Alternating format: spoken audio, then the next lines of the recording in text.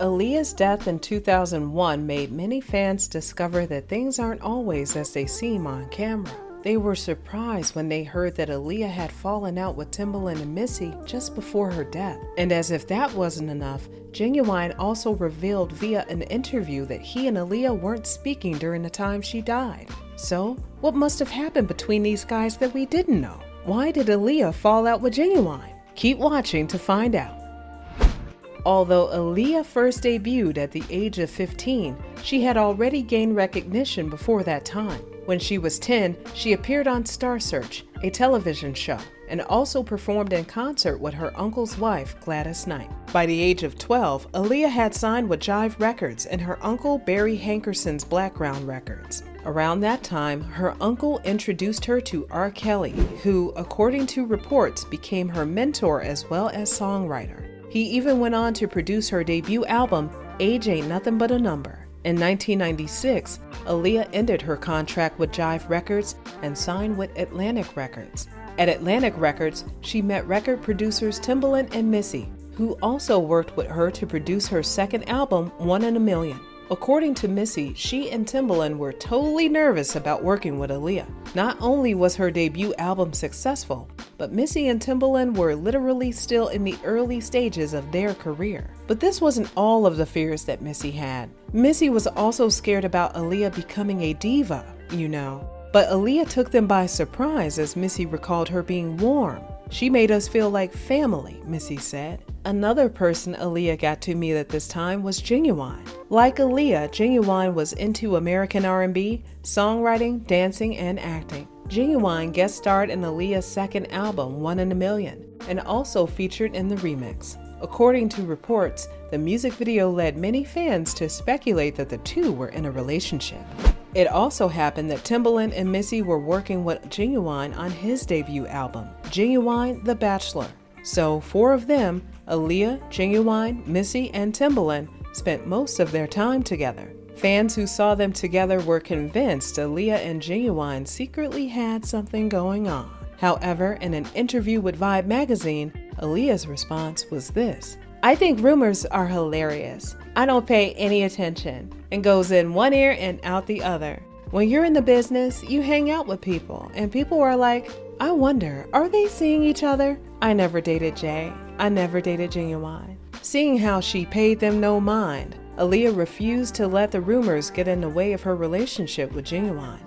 Reports have it that the two continued to remain friends and got much closer, as Aaliyah sometimes helped Ginuwine babysit his kids whenever he was out clubbing. In 1997, Aaliyah and Ginuwine both went to the Budweiser Superfest together. The tour also featured other prominent musicians like Mary J. Blige, Bone Thugs, and Dru Hill. For what it's worth, the two didn't forget to make fun memories on tour. In 1999, Ginuwine released his second album, 100% Ginuwine, with Aaliyah appearing in one of the songs, Final Warning. According to Ginuwine, although it didn't take them up to half an hour to complete the recording of the song, he and Aaliyah, as well as Missy and Timbaland, remained and hung around the studio the whole day. Later reports showed that Aaliyah and Ginuwine were basically good friends who enjoyed each other's company, and that there was nothing more to it. In 2000, Aaliyah appeared in her first film, Romeo Must Die, in which she starred opposite martial artist Jet Li. She also served as the executive producer of the film soundtrack, for which she contributed a couple of songs, which included songs by some of her favorite artists like Destiny's Child and Ginuwine, and a few of hers as well. However, this was not to show that there was something between the two. Even Ginuwine mentioned that he made up his mind he wasn't going to step to Aaliyah like that. Meanwhile, Aaliyah began preparing to put songs together for her self-titled third album. On one occasion, she asked that songwriters and producers, Bishop and Teddy, play her a couple of songs they had produced with other artists. Among these songs was Miss You, a song Ginuwine recorded for his second album, which unfortunately didn't make the track list. Impressed by what she heard, Aaliyah called Ginuwine and told him that she would love to cut the track. And so, with Ginuwine's consent, Aaliyah recorded her own version of the song. According to Peakers FM, she had wanted to put the song out by herself, but her label, Blackground Records, felt that the song was no smash hit and no smash record. so it wasn't put out until much later. The irony though, after the movie Romeo Must Die was released, Aaliyah moved on to work on her second movie, Queen of the Damned, where she played the role of an ancient vampire. The filming of these movies, however, delayed the release of Aaliyah's third album. I wanted to take a break after One in a Million to just relax, think about how I wanted to approach the next album. Then, when I was ready to start back up, Romeo happened, and so I had to take another break and do that film and then do the soundtrack, then promote it. The break turned into a longer break than I anticipated, Aaliyah had said. She finished recording the album in March 2001 and eventually released it in July 2001. However, just a month later, Aaliyah died in a plane crash many people say could have been avoided. Aaliyah's passing was said to have left Ginuwine devastated, even though they weren't on talking terms at the time she died. When asked what the reason for their fallout could have been, Ginuwine replied in an interview, "Unfortunately, we weren't talking when she passed. She wasn't talking to Timbaland. I think her and Missy fell out as well. But we still had love. Everyone was still loving and all that. But it's just the business. And when you're young, people can separate you."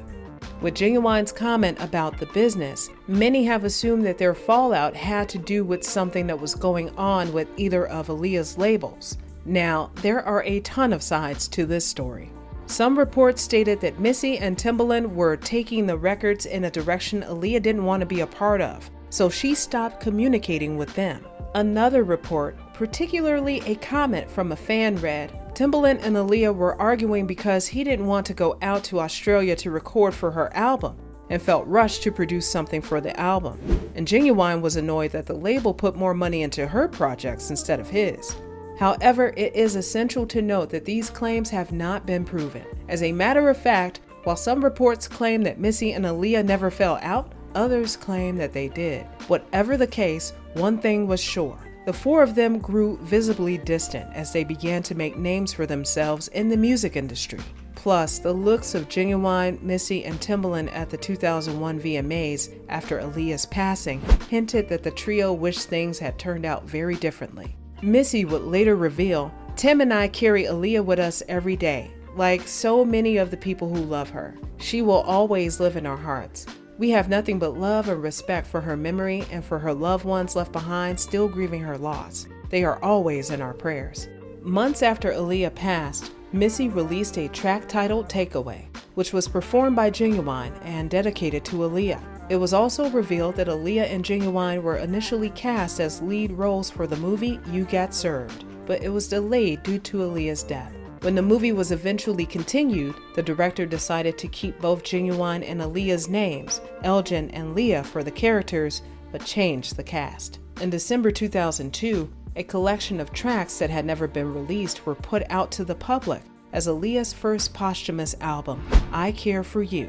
Then in April 2005, Aaliyah's second posthumous album, Ultimate Aaliyah, was released in the UK by her label, Blackground Records. In 2011, a documentary short movie titled Aaliyah Live in Amsterdam was also released shortly before the 10th anniversary of Aaliyah's death. Many more posthumous releases have adequately followed suit over the years. Meanwhile, on the 15th anniversary of Aaliyah's death, Ginuwine received some backlash after paying tribute to Aaliyah using the photo of a social media influencer who looked like her.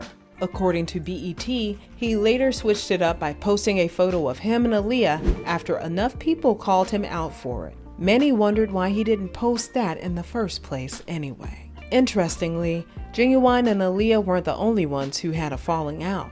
Reports have it that Ginuwine and Timbaland also fell out much later. According to Ginuwine, he felt as if Timbaland left him to produce and promote more popular artists like Justin Timberlake and Nelly Furtado.